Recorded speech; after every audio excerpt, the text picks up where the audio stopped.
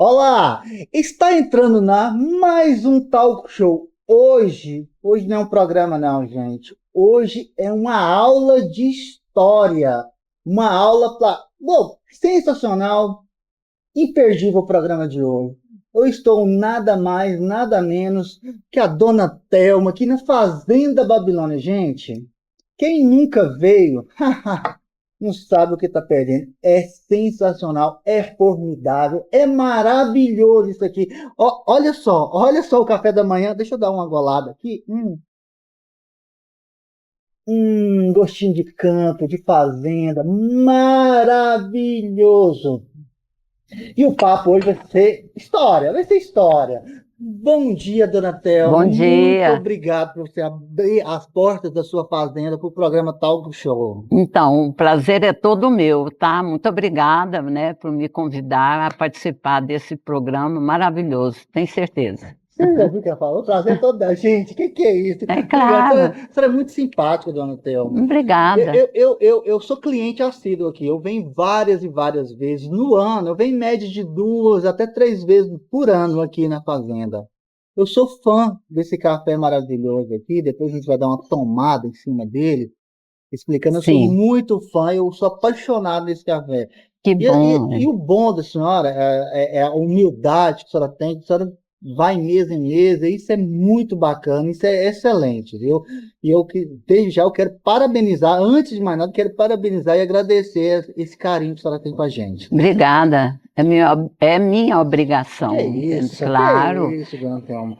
Vamos lá para as perguntas, Dona Thelma? Vamos lá. Vamos. Eu tenho algumas perguntinhas aqui, né? E a primeira pergunta é a seguinte, deixa eu tomar mais um café que tá gostoso.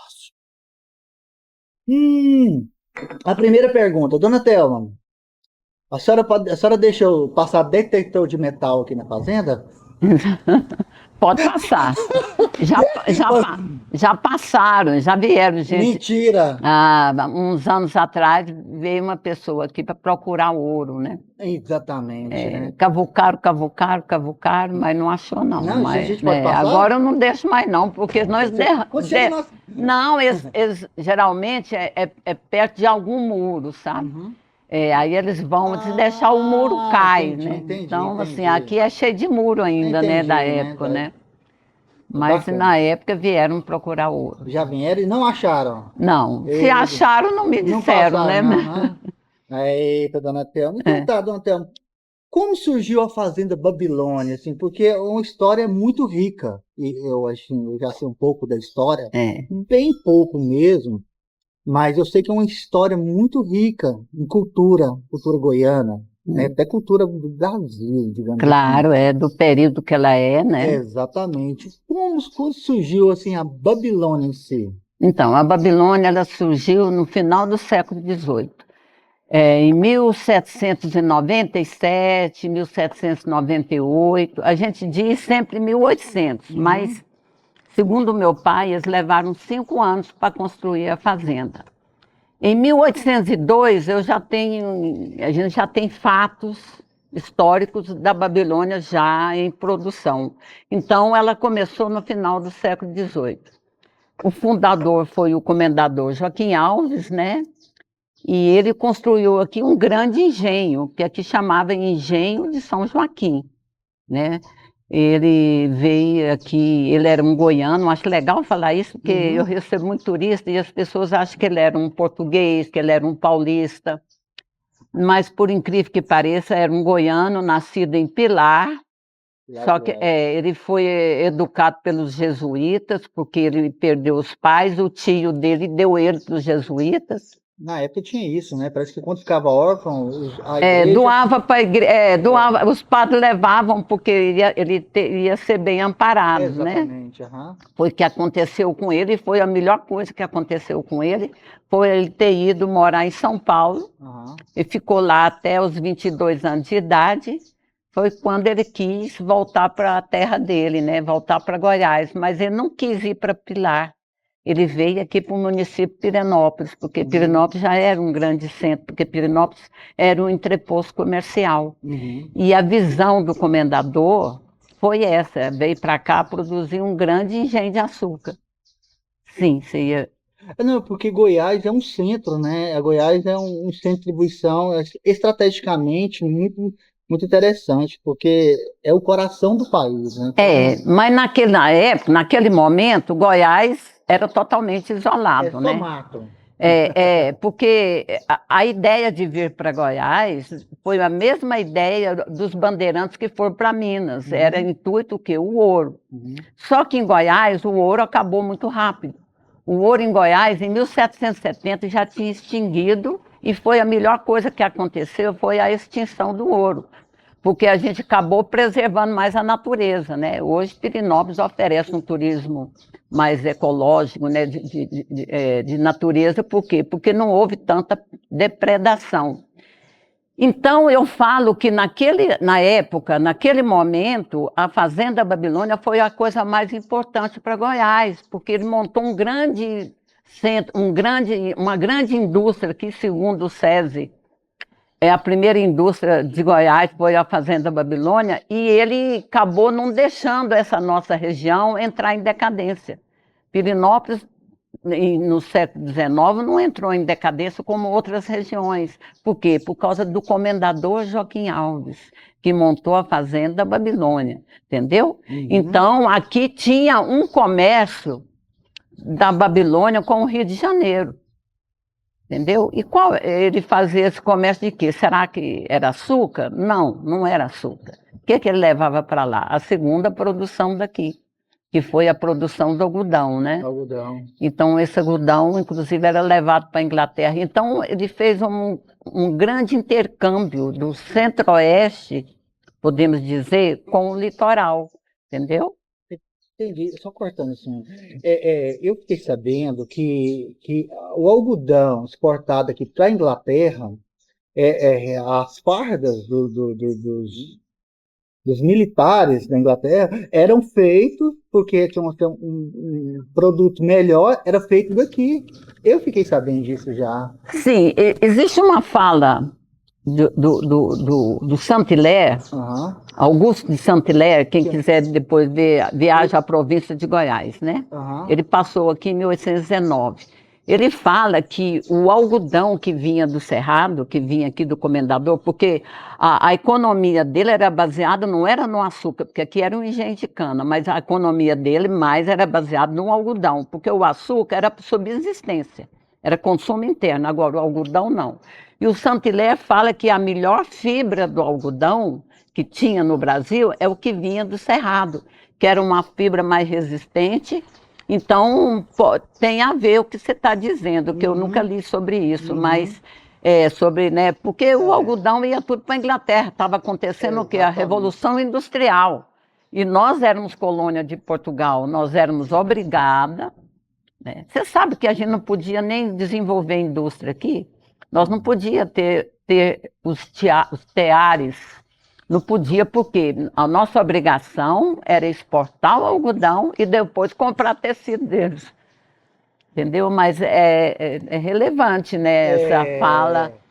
É, É porque tudo veio daqui, gente. Você entra numa igreja claro, lá na Inglaterra, os bancos é de pau-brasil, é verdade.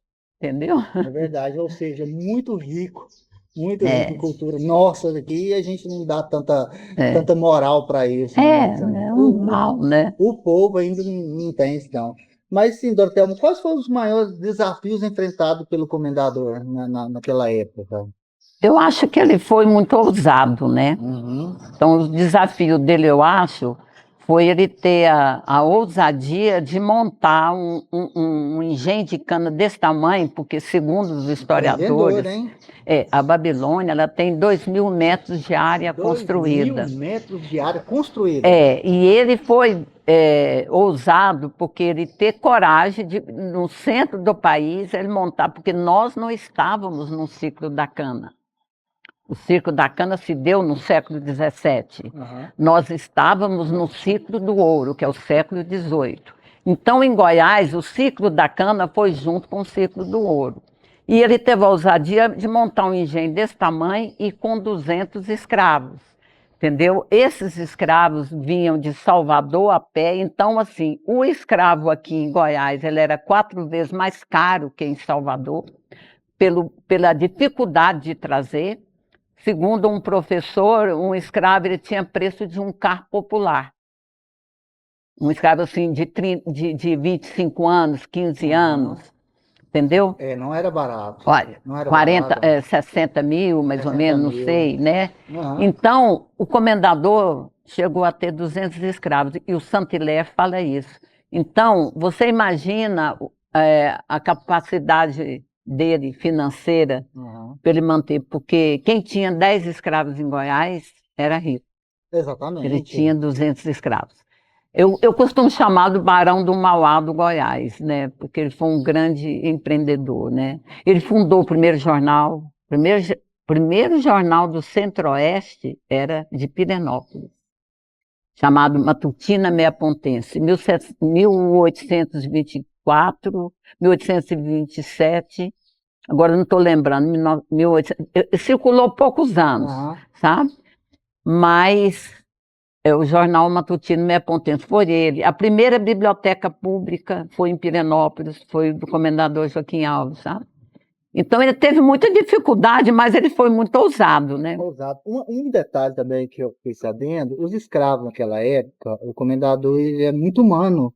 Eu fiquei sabendo que os escravos daqui, eles não eram maltratados, eles eram, assim, tinham uma vida boa, É. né? Isso procede, né? É muito interessante a gente tocar nesse assunto, porque hoje é um assunto que a gente não tem muita liberdade de falar. Exatamente. Talvez as pessoas até já me interpretaram mal na medida que eu falo do número de escravos, Aham. como se eu estivesse sentindo assim, de uma grande importância saber que houve 200 escravos. Não é isso. É história. Eu acho É que história.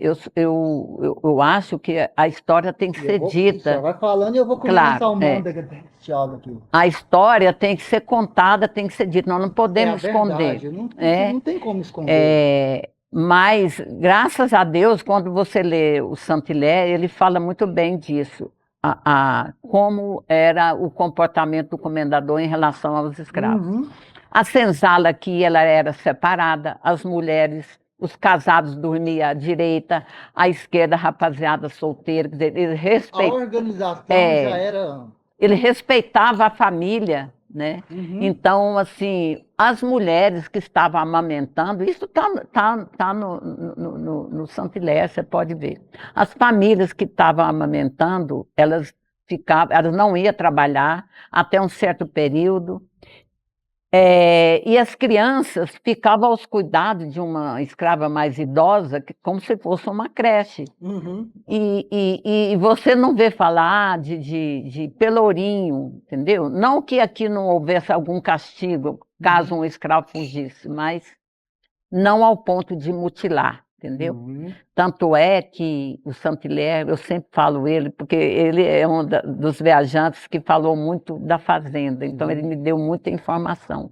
Ele falou que ele percebeu que os escravos aqui do interior, que os escravos aqui de Goiás tinham um semblante mais alegre de que outras regiões. Então eu fico feliz porque eu acho assim, eu nasci numa fazenda, foi construída pelos escravos, eu tenho toda essa sensibilidade, né, e de entender, né, eu sinto assim até às vezes um pouquinho assim preocupada de falar sobre isso, porque hoje a gente não Hoje pode a nem gente. tocar nesse Não, assunto. vamos ser sinceros. Hoje Mas é mimimi demais, mas assim, a gente tem que estar falando a realidade. hoje eu falo que eu levanto uma bandeira aqui para a valorização do que foi Da cultura. desses africanos que vieram para cá, porque quem trabalhava eram eles, Uhum. entendeu? Então, é assim, que é a valorização da cultura negra no Brasil, entendeu? É verdade. E eu fiquei sabendo, por isso que eu levantei essa pergunta, porque eu já fiquei sabendo que era muito humano Deus. Então, se eu fiquei sabendo, porque teve.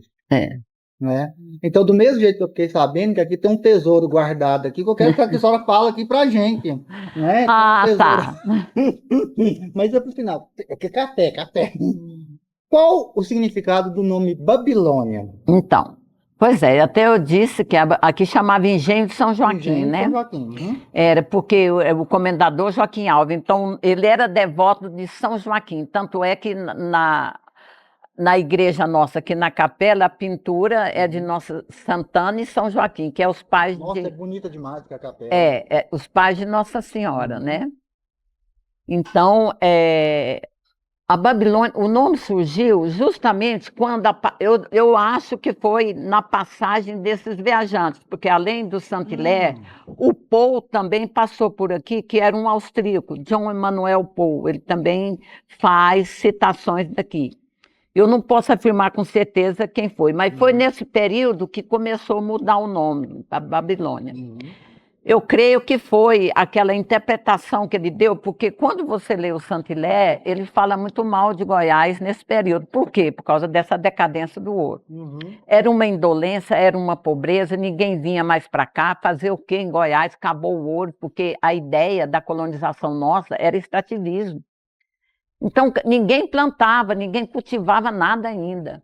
Então, quando ele passou aqui, ele viu tanta pobreza, e quando ele chegou na fazenda, ele ficou extasiado, porque ele viu uma casa muito grande, com 200 escravos trabalhando, né? E ele fala da ordem, ele fala da disciplina, no que não tinha criança fora do lugar. Então, de repente, ele fala, isso aqui é uma verdadeira Babilônia. Em relação ao quê? À grandiosidade e ao número de escravos. Então, foi uma comparação que ele fez à cidade histórica de Babilônia, porque você não pode esquecer que ela é a 7ª maravilha do planeta, né? Então, assim, a cidade histórica de Babilônia. Então, foi uma comparação. Porque esse engenho de cana aqui em Goiás não era para ser em Goiás. Se fosse lá em Pernambuco, ninguém ia chamar de uma Babilônia, porque lá o que mais teve foi engenho de açúcar por causa do período do ciclo da cana.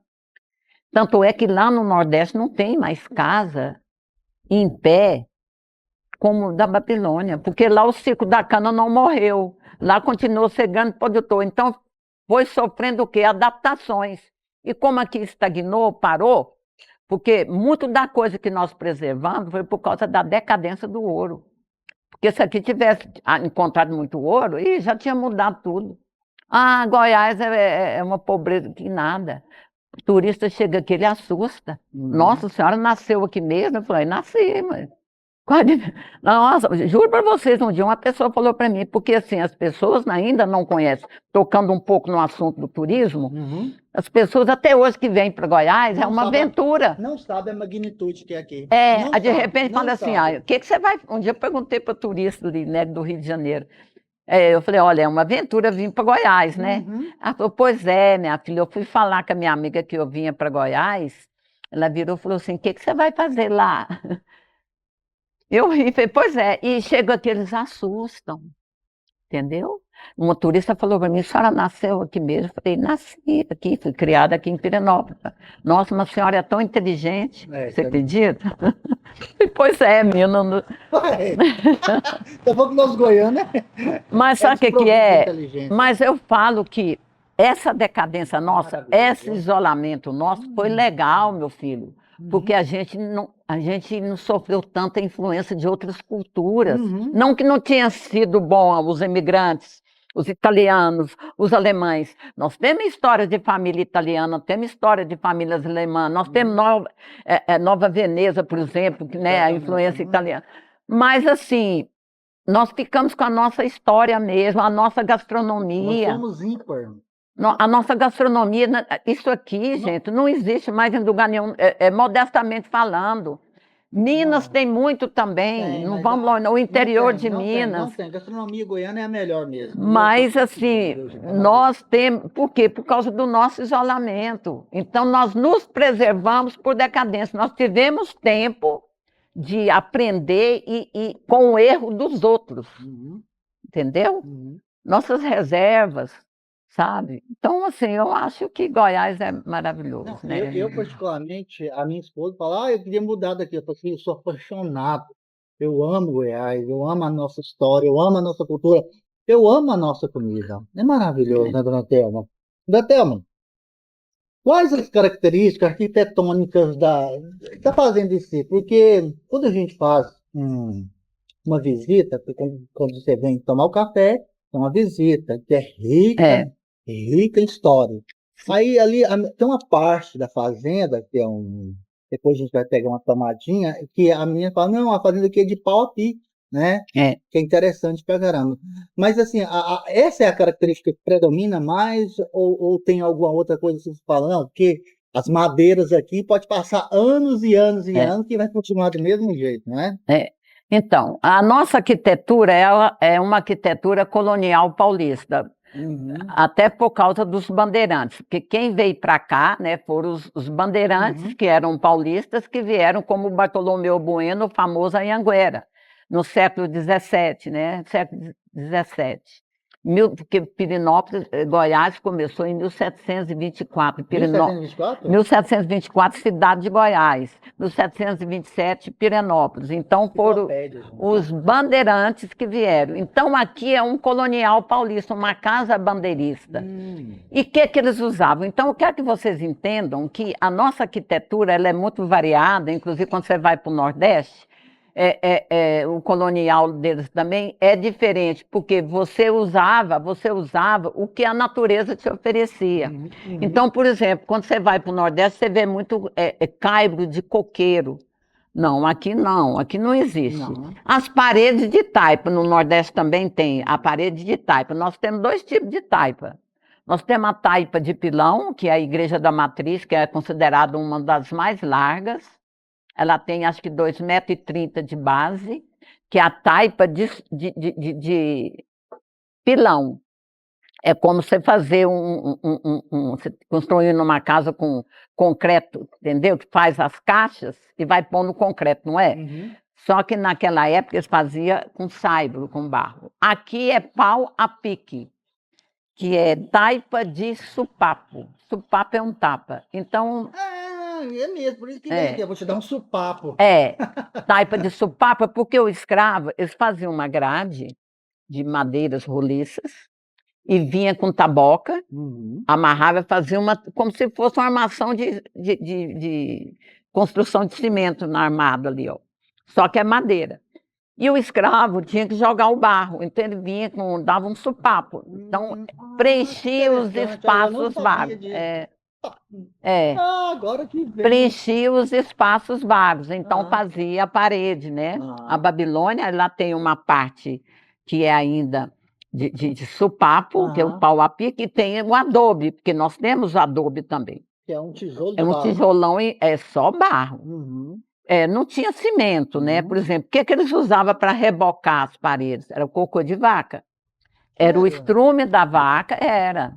Você coloca o estrume junto, porque o estrume da vaca, ela dá uma liga. E é muito interessante porque ela é fungicida. Por exemplo, eu lembro quando minha mãe ia pescar aqui no Padre Souza, ela levava um cocô de vaca, fazia uma fogueirinha, você acende, sabe cocô de vaca seco? Sei, sei, Você sei. faz, é igual aquele, não tem aquele espiral que você compra, ele é até verde também. Não Exatamente. sei do que é feito aquilo, o espiral, mas o cocô da vaca, quando você faz a fogueirinha, que ele fica soltando uma fumaça, espanta muriçoca. Minha mãe usava muito isso. Precisa É. virar. E as paredes eram feitas com cocô de vaca. E depois usava o cal, né? Então, assim, era até bom que espantava um pouco os insetos, né? Também. E a preservação, vocês mantêm ela. Como vocês mantêm a preservação aqui? Então, a Babilônia foi tombada, vocês não acham que não era nem nascido ninguém de vocês aqui, só eu. Hum, Em 1965. hum, Ela foi tombada pelo Patrimônio Histórico Nacional. hum. A única coisa tombada em Goiás era o quê? Era a Igreja da Matriz, a Fazenda Babilônia e Palácio dos Arcos, em Goiás. Ah, Depois, a cidade de Goiás foi tombada, né? O tombamento dela é universal, não é só nacional, né? Pirenópolis foi tombado também, mas eram só esses três monumentos, né? Então, assim, já saiu uma verba, em 72 ela teve um restauro, assim, um pouco na estrutura dela, em 72. Quando foi em 2008, a capela nunca tinha sido restaurada. E em 2008 veio uma verba, nós restauramos a capela, foi linda, saiu até na televisão, que a gente descobriu uma outra nos afrescos lá da capela, descobriu que tinha umas pinturas que foram tampadas, foram pintadas, porque quando meu bisavô comprou isso aqui, meu bisavô era um padre. Por isso que eu sou boazinha desse tanto. Meu bisavô era um padre e ele exercia, né, a profissão Então, é dele. a terceira geração. Eu sou a quarta. A quarta, né? A quarta, né? E aí a pintura lá, então eu creio que quando meu bisavô comprou isso aqui, que foi em 1864, ele comprou uma parte, depois ele comprou a sede, ele deve ter dado uma restaurada, porque isso aqui já estava em decadência, porque o comendador morreu em 1851. Então ficou de 51 até 64, foram o quê? Foram 15 anos. Aí meu bisavô deve ter dado uma restaurada nisso aqui, e certo, tampou, porque tinha goteira, porque a casa tem muita goteira, né? E aí acaba que foi esse restauro. O resto é a gente que olha. Agora, por exemplo, esse ano eu vou retelhar minha casa, sabe? Porque assim, é difícil. Quer dizer, o dinheiro não vem para minhas mãos, graças a Deus, porque esse negócio de dinheiro de governo é complicado. Então, é através do IPHAN, que faz esse meio de campo, né? Que pega a verba e eles que fiscalizam, eles que executam o restauro, né? Mas eu só fico de olho, né? Porque tem umas coisas também que eles querem fazer que eu falo, peraí. Primeira coisa, até é ruim eu tocar nesse assunto, mas é só para você entender. Primeiro eles queriam lavar minhas telhas são todas pretas, de fumaça, proveniente da fabricação do açúcar. Por exemplo, ali era o salão, ali embaixo, onde fabricavam o açúcar. Então, você pode ver que esse telhado é preto. Isso. Aí eles queriam, dona Thelma, nós vamos lavar suas telhas. Eu falei, vocês estão loucos? Levou 200 anos para ficar preta? Não quero. Limpar, tudo bem, mas lavar para tirar, não quero nada brilhando, não existia brilho. A única coisa que brilhava era o ouro, né? Então, assim, eu vigio algumas coisas, porque não que eles não sejam bons, não estou falando mal, eu acho assim, mas é difícil, porque agora mesmo eu estou precisando e a gente tem que. A obrigação, eu tenho direitos, mas eu tenho deveres. Claro. Entendeu? Mas eu tenho direitos. Tem umas coisas que eu tenho direito. Claro, né? Por exemplo, Pirenópolis é todo tombado, né? Só que o tombamento de Pirenópolis é de fachada. Aqui não, é o exterior e o interior. Eu não posso construir nada assim em volta que não seja com autorização do IPHAN. Entendeu? Mas isso é bom, porque tem gente que não tem cabeça, tem gente que demole. Isso. Eu vi aqui, dona Thelma, também que aqui tem um museu. Pequenininho, um museu. E ele é rico em história, né? E qual é assim, sentimentalmente falando, qual que é o objeto de mais valor, na sua opinião, que você tem lá? Lá, meu filho, assim, o meu museu é um museu pequenininho, porque eu acho assim, alguém tem que fazer uma coisa, tem que fazer, né? Tem que partir de alguém. Eu até falo isso com a própria família de cada um, que preserve suas coisas da família. Isso aqui foi do meu avô. Se não tem condição, doa para um museu, porque assim, o que nós vamos deixar de memória para esses jovens que estão num mundo tão louco? Né? Você pergunta para a criança quem é seu tio, eles nem sabem quem é tio. Não sabe. Né? Então, eu fui guardando, eu não posso nem chamar de museu, porque não tem nada catalogado, mas eu faço o que eu consigo. Eu acho que eu já fiz muito, hoje eu já estou com 75 anos, eu já estou mais devagar. Mas lá tem muitas peças interessantes. Eu tenho coisas da minha bisavó, tem coisas do meu bisavô, né? Lá eu tenho um tinteiro do meu bisavô, eu tenho um cristé interessante, que era de lavagem intestinal. Eu tenho muita coisa boa lá. Eu tenho um cilhão, né? Um cilhão muito chique. Eu vi. O que eu achei interessante, dona Thelma, porque as camas eram muito pequenas. E eram aquelas camas de casais. Tinha uma característica em cima disso aí? Olha, na verdade, o brasileiro, hoje a estatura do brasileiro ele já aumentou, é mais alto. Mas assim, o índio é baixo, né? O europeu também, por exemplo, o português também não é muito alto, diferente. Então, assim, a gente tinha uma estatura baixa. E as camas de casal eram mais juntinhas, né? Hoje ninguém quer. Hoje você compra uma cama, faz 2 metros de largura, não sei, essas camas queen, né? É verdade. Mas as camas eram altas, né? Isso era proteção de insetos, né? Então, assim, porque minha mãe já. Uma vez minha mãe, à noite, lendo, ela punha uma lamparina aqui no peito, né? Na cama, deitada e lendo à noite. Aí você vê a dificuldade à noite ler, né? Minha mãe lendo, e ela com a lamparina aqui, ela lendo. E meu irmão, caçulinha, aqui no berço do lado. Ela disse que ela tá lendo, depois ela viu uma sombra de uma cobra. Ela gritou, em cima dela, no quarto. Ela gritou e chamou meu pai ainda estava, ele tinha um escritório dele ali perto, e ela enrolou a coberta com lamparina, com cobre, e foi jogou em cima do berço do meu irmão. Mentira. Então ela me contava isso, sabe?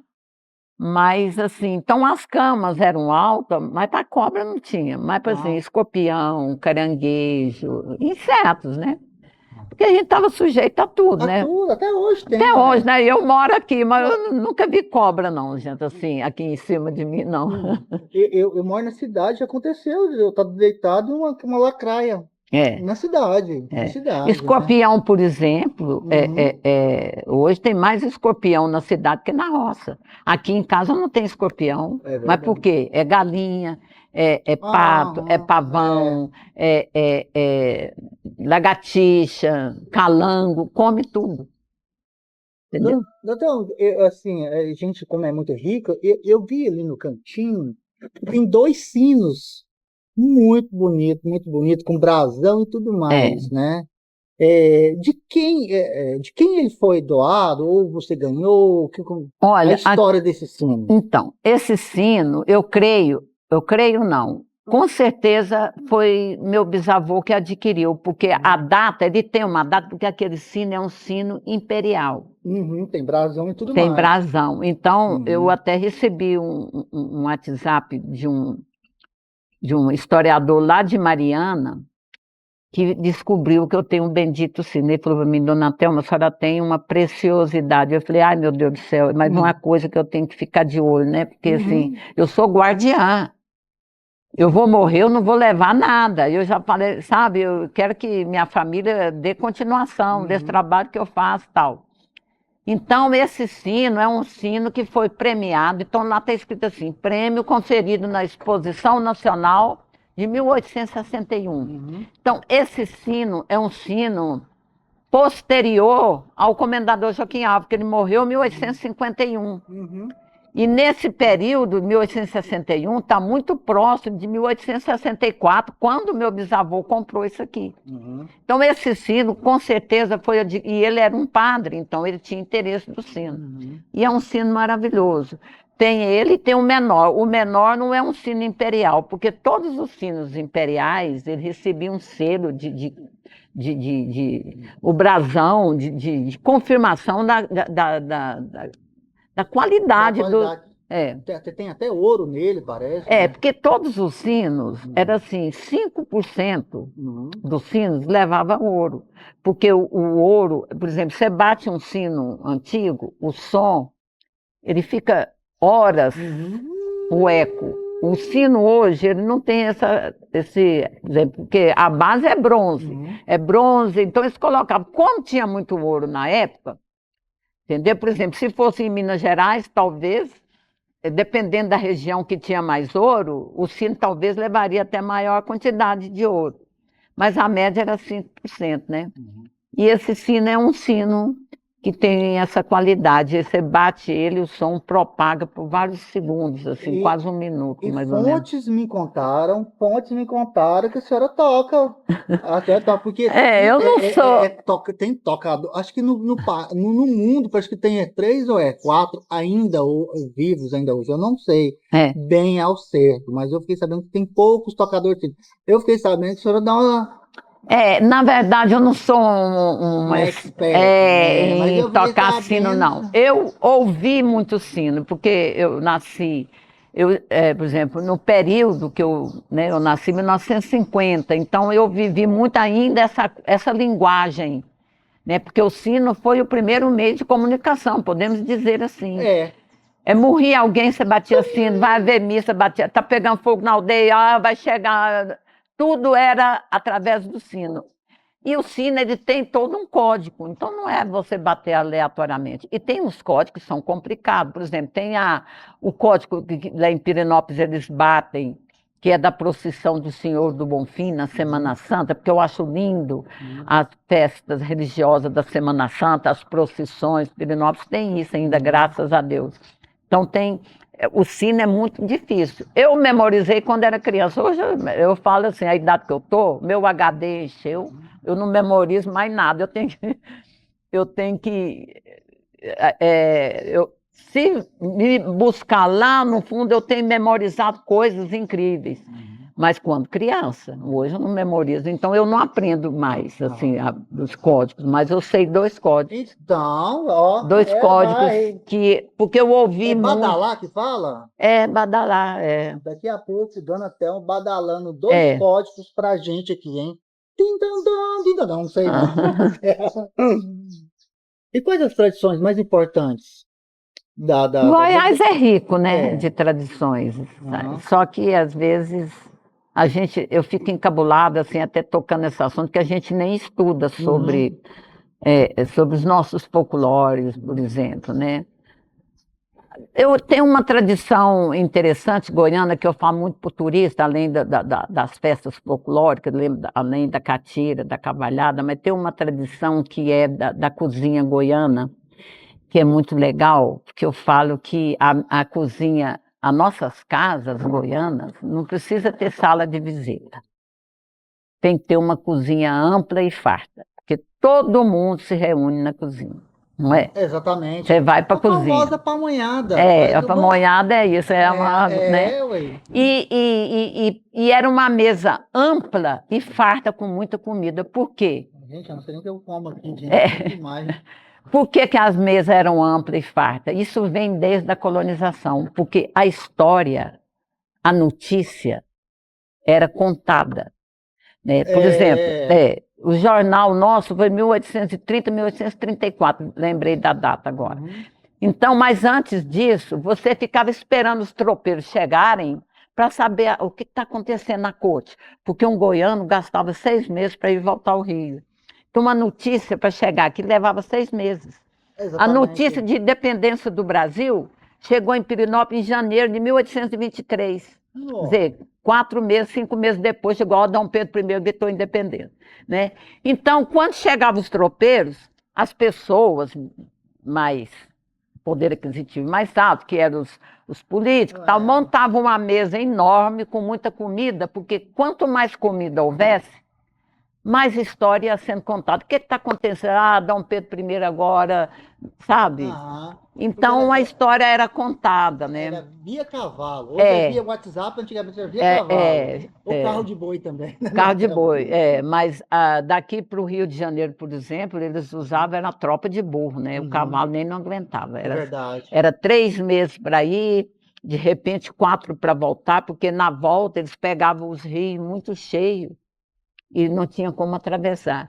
Então, eu acho assim, é uma das tradições goianas que a gente não pode perder. A pamonhada, eu falo isso, a pamonhada é o lado social da coisa.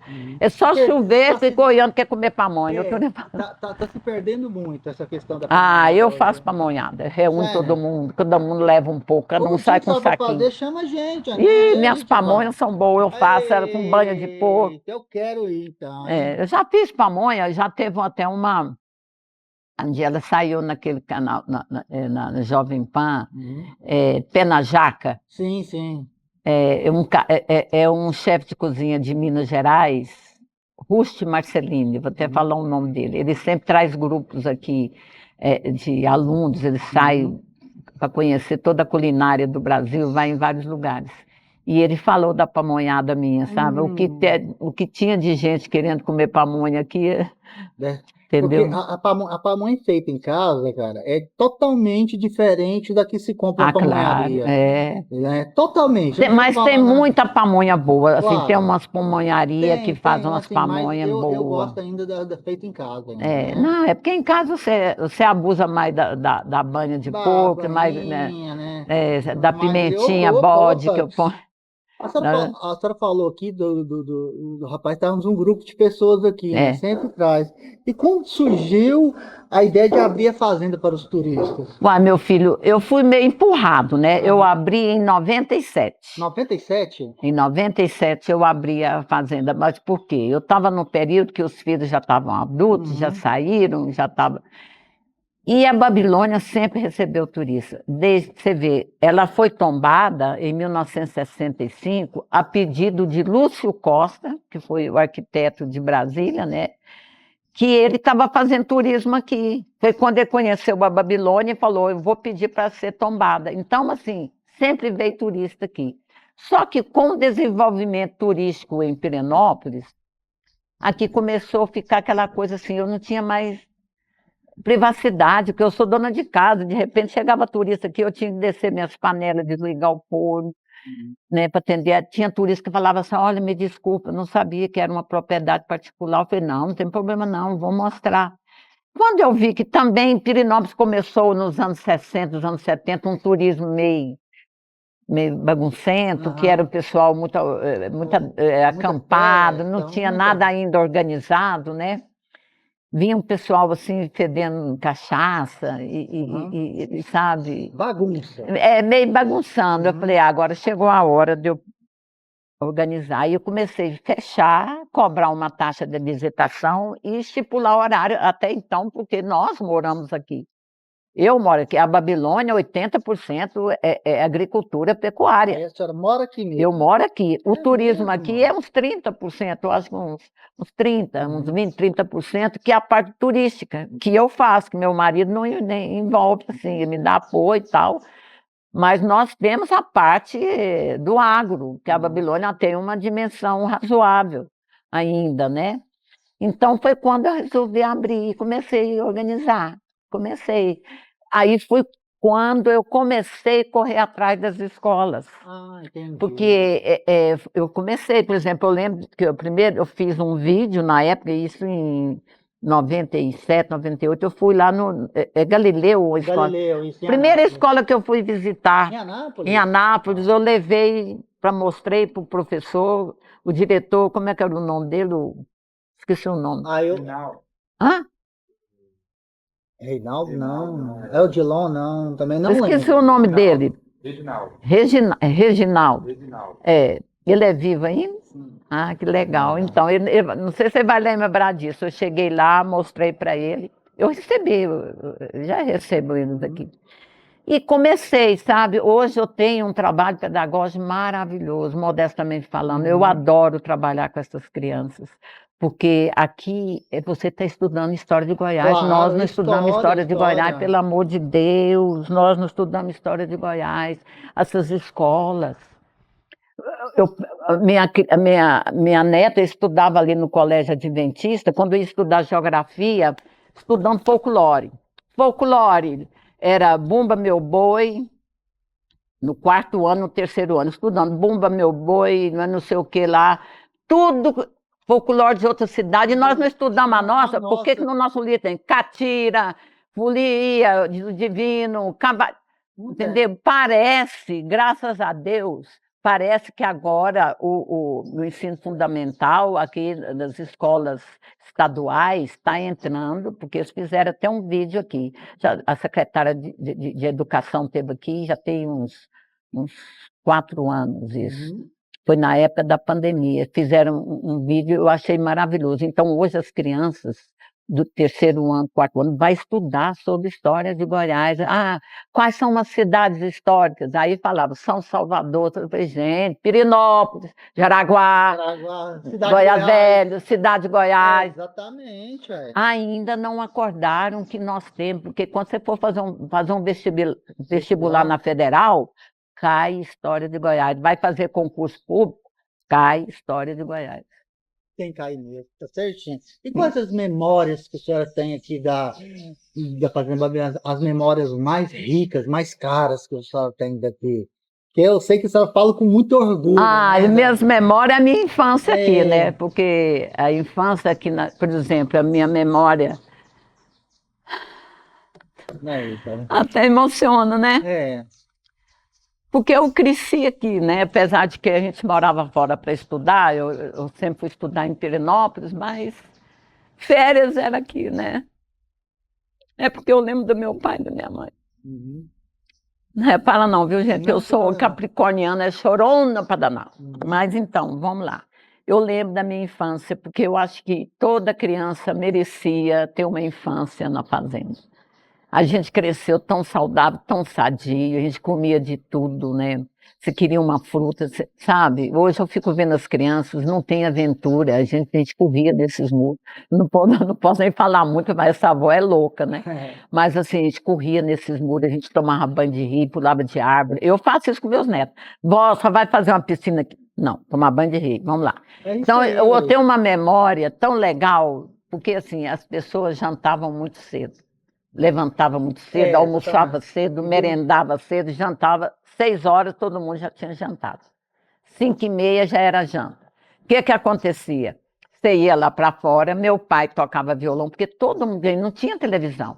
Eu fui ter televisão, eu fui assistir a primeira televisão em 1960, eu tinha 10 anos. Eu vi na praça pública lá em Pirinópolis, maravilha, até propaganda você batia a palma. Uhum.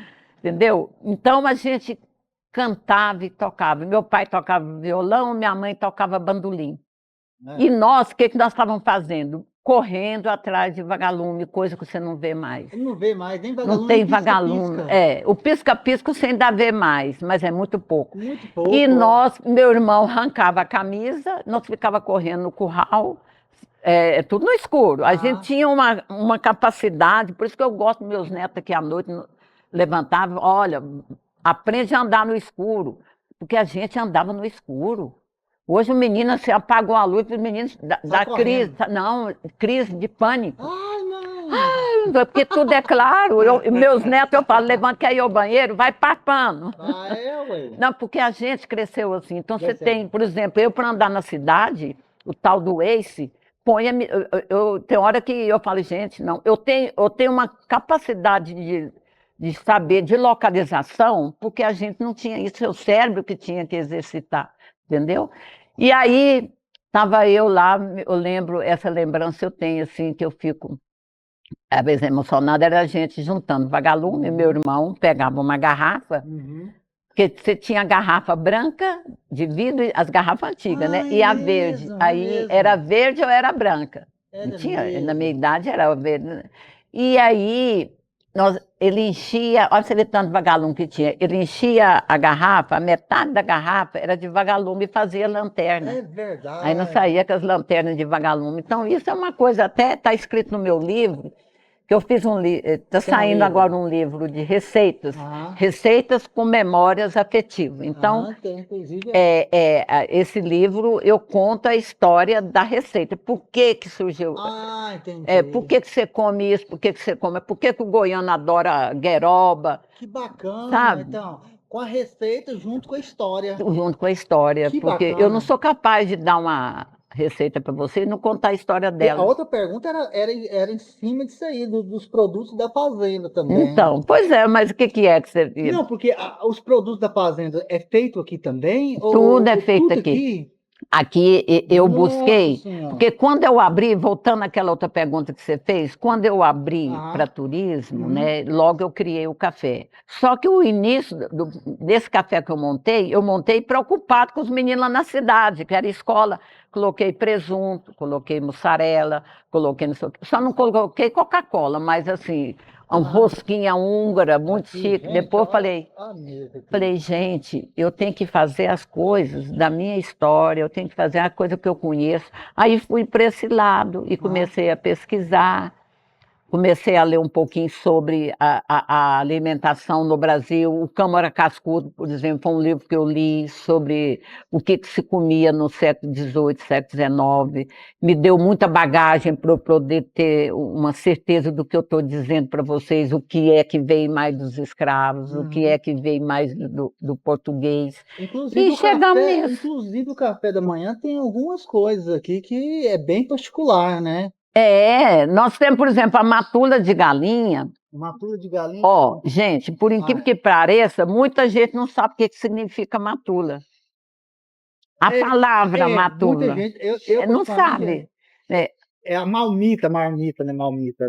É a marmita de antiga, hoje, não era? É a marmita que Aí, se ó. leva, é a comida de viagem. Ah, Que é os farofeiros da vida, porque, por exemplo, assim, o goiano é muito farofeiro. Nossa, dona Thelma, hoje tem um sentido pejorativo, mas eu não estou importando com isso, porque isso é cultural. É cultural, ué. Você tinha que levar comida. Então, verdade. marmita, por exemplo, um feijão tropeiro. É uma matula. Por que chama feijão tropeiro? Vem dos tropeiros. Aí, ó, gente. Tá Feijão vendo? com farinha. Por que é feijão com farinha? Porque é mais fácil de carregar.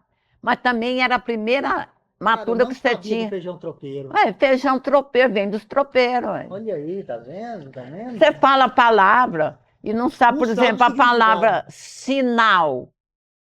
Surgiu de qual palavra? Sino. Aí, tá vendo? Então, Não é eu falei que é aula hoje, o programa é aula. É só a gente prestar atenção, né? É verdade, a gente nem tchum, né? É. Eu tô vendo aqui, olha aqui. Trouxinha da Sinhá. Trouxinha da Isso aí é abóbora coalhada e fubá de milho. Eita. Por que folha de bananeira? Porque ninguém tinha embalagem. Aí, tá vendo? Ninguém tinha embalagem, ou era vasilha de barro, entendeu? Então, eu peguei, fui para esse lado. Então, aqui nós temos 3 influências gastronômicas aqui. Quais foram as influências que nós tivemos no início da colonização do Brasil? Quais foram as primeiras? Os portugueses chegaram aqui, ele conhecia nosso bioma, ele não conhecia. Quem ensinou para ele? Os índios. Os índios. Então, nós aprendemos a comer com os índios. O que se podia, não conhecia nem nossas frutas. O português chegou e falou para ele assim, que fruta é essa pretinha pregada no caule? Aí o índio falou para ele, isso é jabuticaba. É uma palavra tupi-guarani. Porque a gente fala muito tupi-guarani também e não sabe. Aí vem as frutas, né? Então, a gente teve essa influência indígena muito forte, porque o português no início era mais indígena.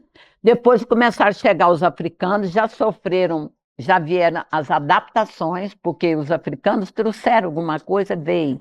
Nós temos algumas coisas que veio. Por exemplo, o inhame, por exemplo, ele é africano, não é nosso. Mesmo? O cará é nosso? O cará eu acho que é nosso, mas o inhame veio da África. Né? Por exemplo, a mandioca é nossa. Tem gente que acha que mandioca não é do México, a mandioca ela é do Brasil. Tem um trabalho do Embrapa em 4 idiomas. Inclusive tem receitas minhas lá. Falando da influência da mandioca no Brasil, porque a terceira produção da Babilônia, a Babilônia, nós não naquela fala que eu falei que era açúcar e algodão, mas aqui teve a produção da mandioca, porque a mandioca foi a base alimentar do brasileiro. O brasileiro comia mais mandioca no começo, era mais mandioca. Aprendemos com os índios. Aí os africanos vieram e adaptaram algumas coisas. Quando eu falo do pirão, por exemplo, o pirão é feito com farinha. Farinha aprendemos a comer com quem? Com os índios. Com os índios. No outro país não tem farinha, a farinha é brasileira, né? Então, mas o pirão era a sobra de alguma coisa. Por isso que, por exemplo, você pega uma cabeça de peixe, porque você come a cabeça sobra. Aí você você já faz um pirão dela. Então, o pirão nós já herdamos da influência afrodescendentes aqui no Brasil. Né?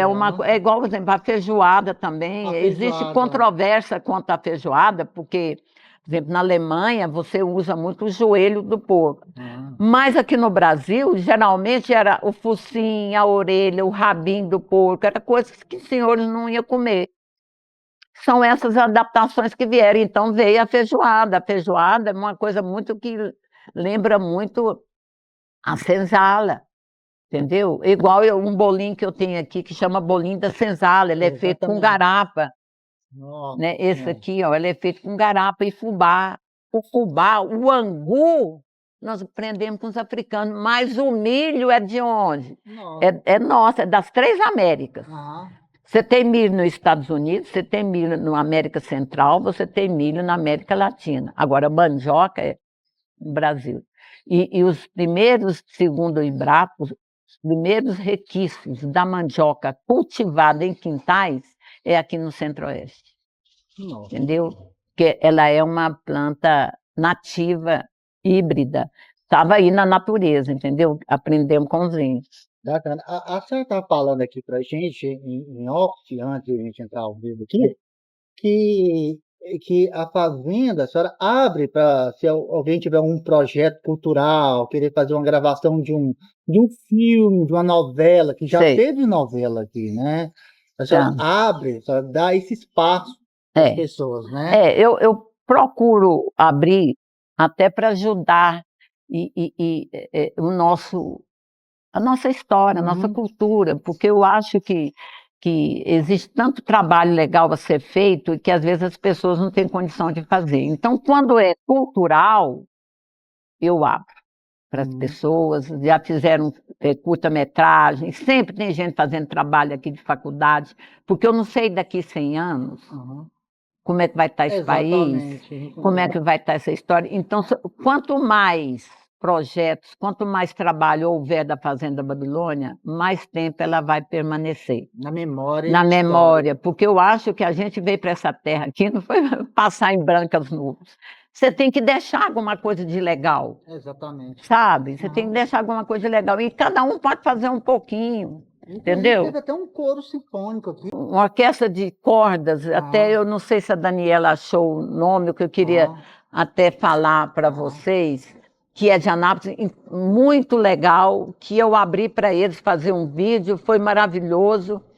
Eu não sei, precisava até falar para vocês tomarem conhecimento, mas eu não sei, depois a gente pode ver, É isso que eu tô falando. sabe? Então, eu sempre abro, assim, para algumas coisas, assim. Agora, quando é uma propaganda, café, não sei das quantas, quer fazer uma propaganda, Aham, aí eu vou não. cobrar. É. Por exemplo, eu cobro para fotografar, Aham. sabe? Não, Porque mas aí já é porque se eu deixar em aberto também, Aí vira bagunça, né? todo Também, dia não, tem. aí E eu não. trabalho, eu tenho outras Não, e atividades, por outra? exemplo, durante esse semestre, agora eu não tenho escola, porque agora está voltando. Aham. A partir de março, eu tenho ônibus todos os dias, Ah. praticamente, que são escolas. Escolas, Eu né? recebo escola hoje que vem de São Paulo, Sério? recebo escola que vem de Mato Grosso, faculdade, ensino fundamental, ensino médio, entendeu? Recebo escolas que vêm aqui lá em Minas Sul, ó, 500 quilômetros, as crianças vêm, entendeu? Então isso é muito legal, gratificante para mim, porque eu gosto. Casamento, a senhora já teve Eu já casamento? fiz alguns casamentos aqui, sabe? Mas eu não propago muito isso, que eu acho mais complicado para cá, porque é o seguinte, aqui no máximo 150 pessoas que eu Uhum. pego, sabe? Já fizeram muito casamento aqui, mas eu não tenho estrutura, buffet, eu não tenho. Então, assim, onera muito para os noivos Uhum. ter que alugar tudo, né? Então, assim, é só quando que a pessoa fala, eu quero casar, Eita, aí aquela que vira... pôs na cabeça que vai ser, ela acaba fazendo. Mas tem que ser uma coisa Quando é bem... pouca gente, 80 pessoas, a gente faz, Eu tô sabe? querendo casar, trazer umas 1.500 pessoas. Pode fazer o casamento aqui? Não tem. Já vai. Nem para filmagem mais, porque você sabe que já fizeram a novela Renascer aqui. Renascer? A Renascer foi filmada aqui, a última foi a novela Araguaia, mas longa-metragem já fizeram uns 3 longa-metragens aqui. Então, assim, quando é novela, não mexe tanto, né? Porque São principalmente. cuidadosos, né? Agora, quando é filme, então, por exemplo, filmar aqui um filme baseado num conto do Bernardo Wells, O Tronco. Eles mexem demais. E eu tenho ciúme aqui das coisas, Eu imagino. porque meus móveis são muito antigos, sabe? sua Então história tá aqui, arrasta né? a mesa para lá, arrasta a mesa para cá. A sua história está aqui, não? Não, e assim, igual eu falei, eu sou guardiã mesmo. Eu estou aqui, é para cuidar, porque agora você imagina, em pleno século XXI, eu vou detonar uma coisa que meu pai preservou, que vem de geração que minha mãe preservou. Por exemplo, esse relógio que está aqui, ele entrou nessa caixa em 1881, 860, mais ou menos assim, 1881. Nossa, eu nunca tinha Ele entrou nessa caixa. Quer dizer, que ele pode ter tido uma caixa antes, né? Tinha um gerente de banco, na época do meu pai, do Banco do Brasil, lá de Anápolis, isso nos anos 60, o senhor Byron. Nós temos até um poço aqui que ele vinha pescar, que chama Poço do Byron. Naquela época, gerente de banco era uma celebridade. E ele vinha para cá passar final de semana, ele vinha para cá, tal. Minha mãe fazia aquela mesada para ele, almoço. Muito amigo do meu pai, seu Byron. E aí ele queria comprar esse relógio, e virou uma coisa em cima, Nico, vende esse relógio para mim. E meu pai, não está vendo, não, Nico. Meu pai já estava cedendo, porque estava insistindo tanto, que até falta de educação, eu acho que até é meio falta de educação, né? Até estava sendo constrangedor. Aí a minha mãe, a mulher entrou, né? Falou, não, Nico, você não vai, por que você vai vender esse relógio? Você não vai vender, não. Você não está precisando de dinheiro, para que vender? Aí pronto, pois parou. Tá aí o bendito relógio. E é bonito, hein? Se tivesse vendido, esse relógio tem 3 metros de altura, não cabe em qualquer casa também, não. Ele é bonito. E ele trabalha lá em Anápolis, tem uma pessoa, não sei se você está viva ainda, ele ficava ali na Praça Oeste. Tem vários ali, Praça Oeste. Um velhinho. Ali, bem na Praça Oeste, ali perto daquela ruinha que o pessoal vende frango, vendia frango antigamente. Eu já vendi frango ali, ó, quando era mais nova. Eu sou velha, meu filho, eu já vendi frango ali na Praça Oeste, que eu queria ganhar meu dinheiro, como é que eu fazia? Vender frango. Vendia frango dos meus funcionários do Natal, a senhora vende para mim? Vende. Eu sempre gostei de comércio, sabe?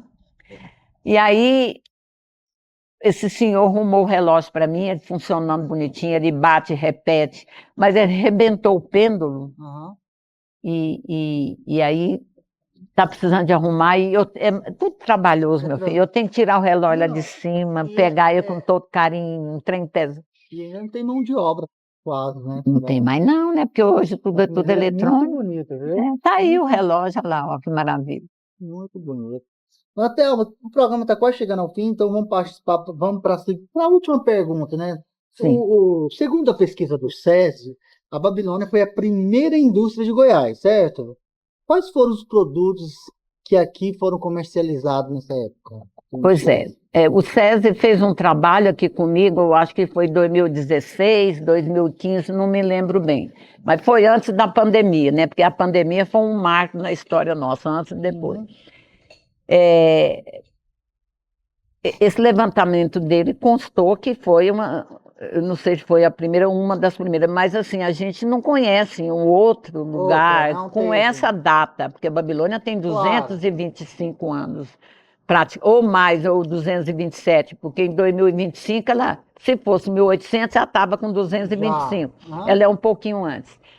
É como eu tinha dito, foram as 3 produções. Primeiro foi o açúcar, porque foi um grande engenho de cana, né, chamado Engenho de São Joaquim, que era essa produção de açúcar, mas era por subsistência, não tinha como você ir no litoral buscar açúcar. Porque o ciclo da cana, quando você estuda, ele aconteceu no litoral.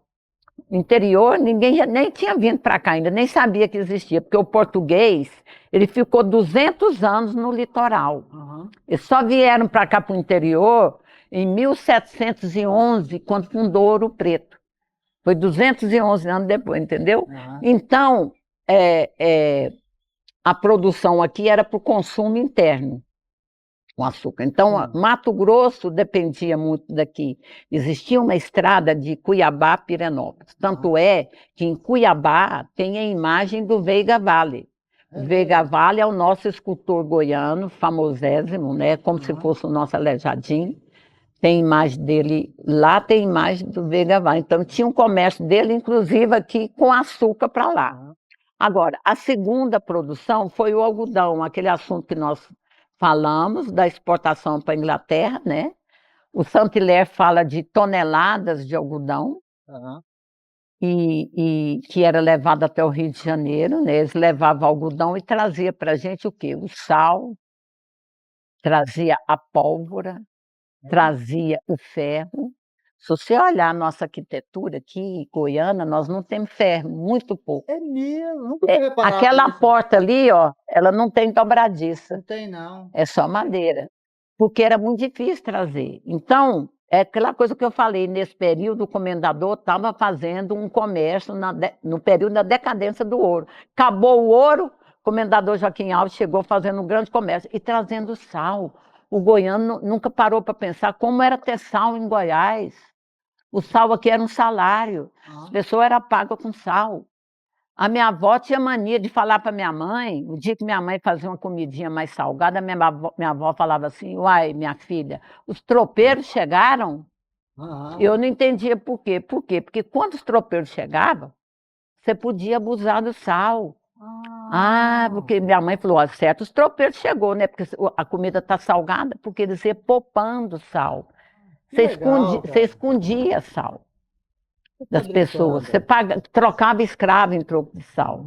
E é por isso que você já viu que o sal era caríssimo. Você já viu, por exemplo, quando você vai comprar um sapato, de repente você fala, não vou levar não, o preço está muito salgado. Você fala e não sabe por quê. Olha aí, cara, tá... gente, isso é cultura demais, não é não, meu filho, é só você prestar atenção. Mas a gente nem tinha. É porque não atina. Você fala isso, né? Saldo bancário, salário, tudo veio do sal. Né? E daí que veio aquele problema que eu falo do bócio no interior do Brasil, que era demais, a falta de outro, porque ninguém sabe mais o sal. A fórmula química do sal, o cloreto de sódio, ele contém iodo. Cloreto, ele não precisa ser iodado. Hoje você compra um sal cisne ali, está escrito assim, sal iodado. Sinal que colocaram iodo nele, mas assim, é porque ele é refinado. Toda coisa refinada não presta. Porque quando ele é refinado, ele perde, porque como eles refinam ele, eles tiram o cloreto de magnésio e perde um pouco o iodo. Então o sal fica pobre em iodo. Mas se você usar o sal marinho, o sal de dar para vaca, que eu uso é o sal de dar para vaca, que é o sal luzente, ele é rico em iodo e magnésio, que é um dos componentes. E aí combatia, sem a pessoa perceber, porque não tinha um diagnóstico de que tem problema da tireoide, quem tem problema de tireoide precisa tomar iodo. O sal ajudava, porque ele é uma fonte rica em iodo. E como em Goiás, aqui no centro-oeste, não só Goiás, mas toda a região longe do litoral tem uma carência de iodo, acabava a incidência de bócio era maior. Tanto é que todos os viajantes falam do bócio. Vocês dão uma olhada, que a gente estuda isso no primário. Constituição da mandioca. O que é isso? Quando eu era menina, eu falava, para que serve isso? Era uma lei de estímulo. Para quem fosse participar da política, ter um cargo público, não sei o quê, tinha que produzir não sei quantas toneladas de farinha, não sei o quê, não sei o quê. Constituição da mandioca, é muito interessante. Muito interessante mesmo. Foi as 3 produções daqui. Nossa. Dona Thelma, tem uma história, antes de mais nada, tem uma lenda que se diz em algumas fazendas, principalmente fazendas de escravos, né? Que escuta pessoas à noite, escuta gente batendo e tal. Né? Porque quem fazia rapadura, se eu não me engano, fazia durante a madrugada, porque o processo era muito demorado. Muito demorado, né? Começava de 2, a moagem começava 2 horas da manhã. Exatamente. Né? Então conta-se que há muita história de pessoas à noite se escutando barulho. Né? Aqui você já escutou algum tipo de barulho assim? Eu já escutei muito barulho, mas você sabe que sempre eu levantava, eu e minha irmã, né, tendo mais ou menos da mesma idade, nós levantávamos para ver o que era. Porque se você não vê, você vai ficar, né? Mas é interessante, porque a casa é muito grande, gambá, de vez em quando cai um pedaço de telha, cai no chão, se você não levanta, você fala, nossa senhora, assombração. Então, Eu já levantei uma vez, nós estávamos escutando, nós temos um gavetão aqui que atravessa a parede, que é para passar comida, né? Sim, Que é o passapratos de hoje, né? Aham. Que era a mesma função. E alguma coisa fazia barulho nessa. Lá tem duas argolas que era para puxar. E a gaveta, ela estava com uma fresta semi-aberta, assim. E estava alguma coisa batendo nessas argolas. Eu chamei a minha irmã, nós dormíamos lá, minha cama de cara, a dela de lá, eu falei, Tânia, você está ouvindo? Ela falou, tô. Vamos lá ver? Vamos. Acendemos a lamparina, na base da lamparina, e fomos nós duas. Olha pra você ver.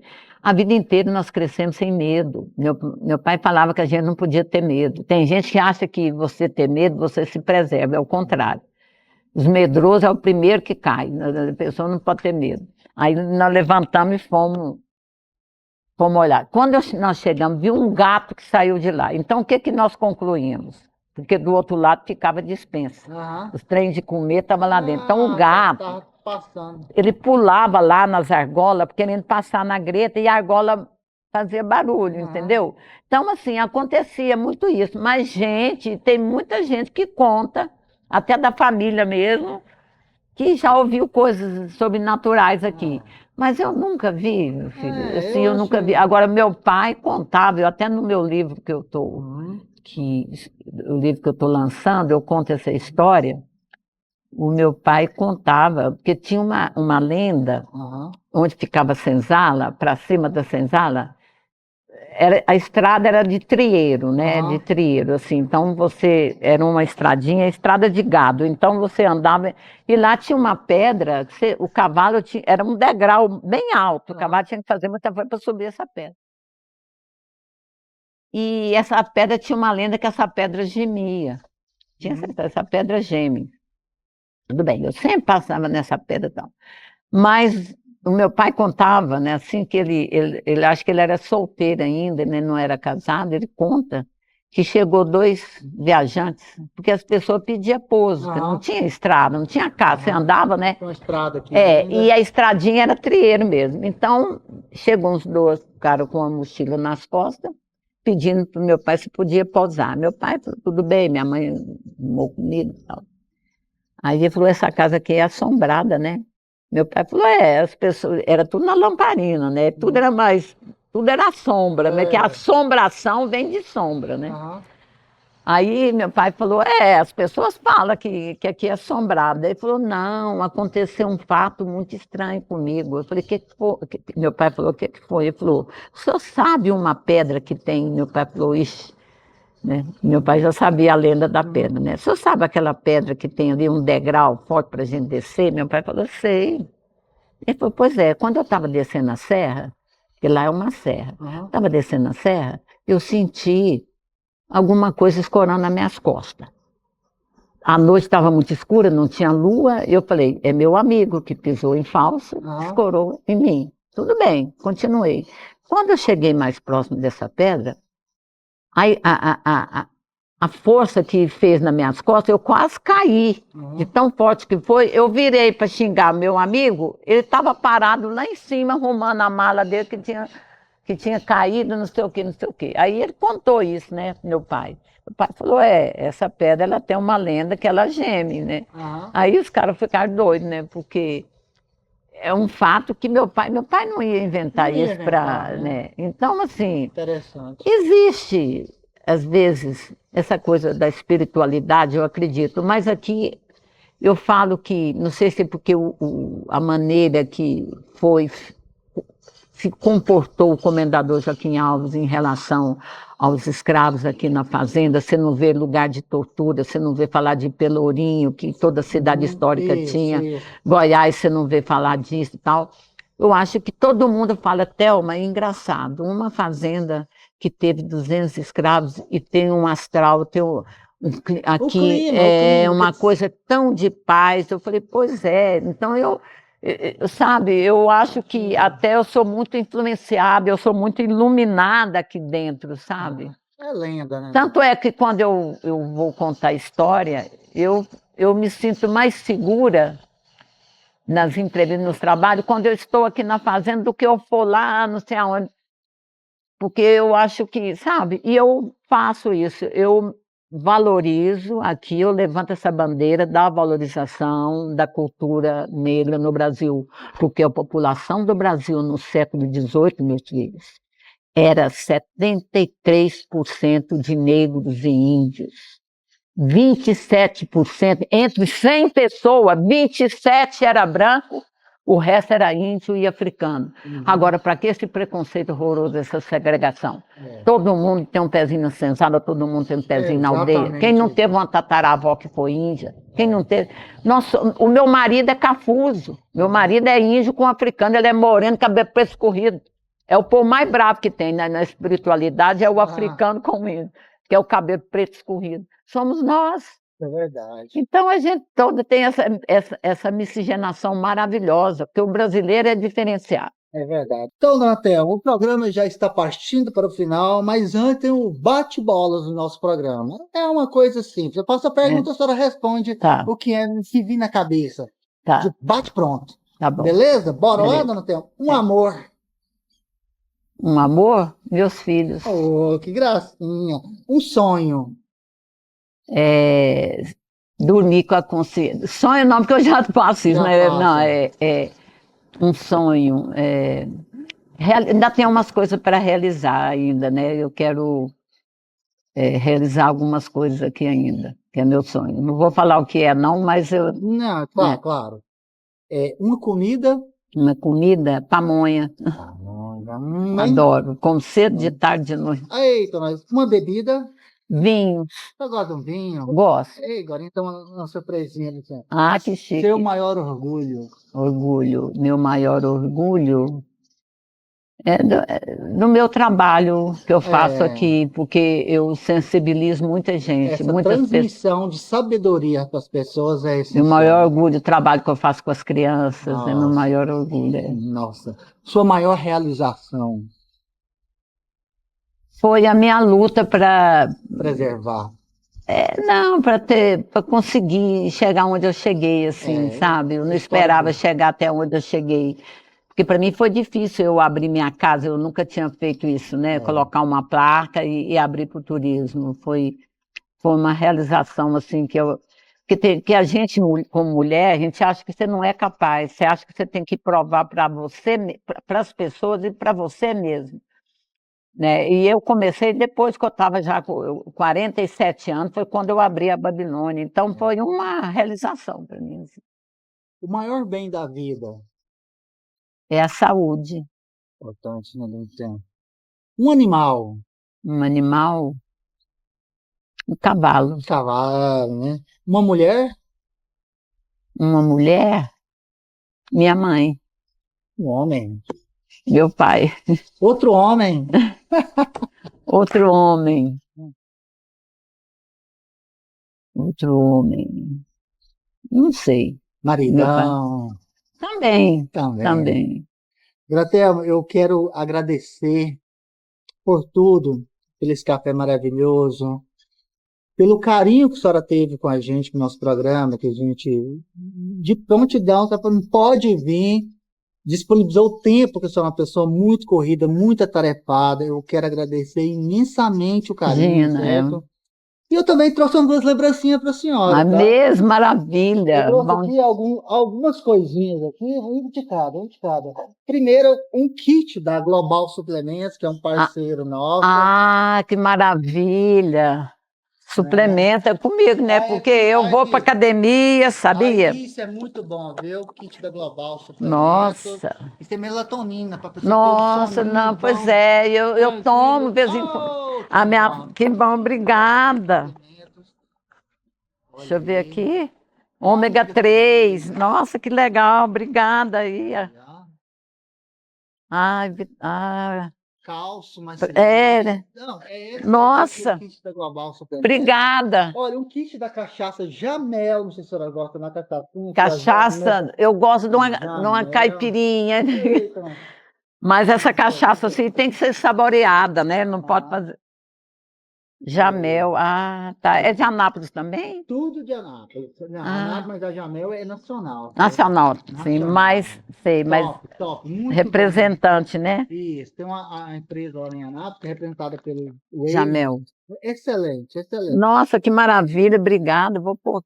Aqui, você falou que gosta de um vinho, né? É. Um dos nossos patrocinadores, que é inclusive dono da Global Suplemento, o Amauri, É. ele criou, ele é sommelier, ele tem um livro também, e ele... Qual o nome dele? Amaury Berardi. Sei. Berardi. Então, ele mandou esses dois vinhos para a senhora. Ah, que maravilha. Olha, ele mesmo, fabricação própria dele. Ah, é? Aonde que fica A empresa dele. a vinícola A dele? vinícola fica no sul, que ele manda engarrafar Ah, lá, mas sei. ele traz para cá. Sei. Ele é também um historiador de vinhos. Ah, Rio de Prata, Malbec, Pinot Noir. Eu gosto dessa uva. Aqui. Ah, pois é, as duas uvas que eu Amaury gosto. Berardi. Entendeu, senhora? Gente, mas que E maravilha. também As duas. o whisky lá da Cachaça Jamel também, o Max Cellars, que inclusive a senhora aqui, olha. Obrigada. Tá, é umas lembranças. Ixi, esse aqui meu filho vai adorar. Eita, também é bom. Então, eu agradeço demais, dona Thelma, muito obrigado. E na ocasião, quando for lançar o livro, eu faço questão também, a senhora, levar no estúdio para a gente fazer um lançamento lá. Levar muito lá. Tá? Ah, e também tem uma camiseta do nosso programa. Uai, pois é, uai. Não é que eu não vou. Da camiseta do nosso programa, uai. Ah, que Pra senhora chique. aí também. Se você estiver aí andando por aí, quiser fazendo uma caminhada. uma caminhadinha, camiseta do nosso programa. Pois é. Olha aí, você até esqueci da camiseta. Do Talk Show. Talk Show. Do Volney. Sou eu, né? Do Volney. Bonitão aqui. Pois é, bonitão mesmo. Os olhos azuis ou verdes, não sei. Eu sou SOS, eu só salvo os olhos.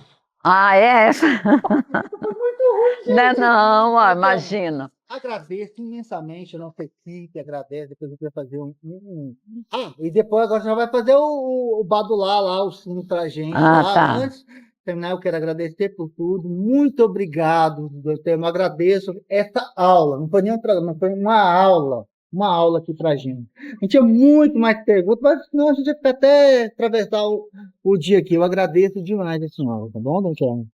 Eu que agradeço vocês a oportunidade, espero que tenha feito jus da vinda de vocês e que sirva para abrir os olhos aí da nossa região, né, da importância de preservar e valorizar a nossa cultura, né, não deixar morrer as nossas tradições. Porque isso é muito importante para essas crianças, né? É isso aí. Mas foi muito bom. Obrigado, eu agradeço demais. Gente, fica por mais... Opa, ela quase não sai, ela quase que não sai aqui. Então fica por aqui mais um programa, Talk Show, com essa aula, esse show de história aqui pela dona Thelma. Obrigado a todos e semana que vem tem mais. Gente, um grande abraço para vocês e fique com Deus. Beijo!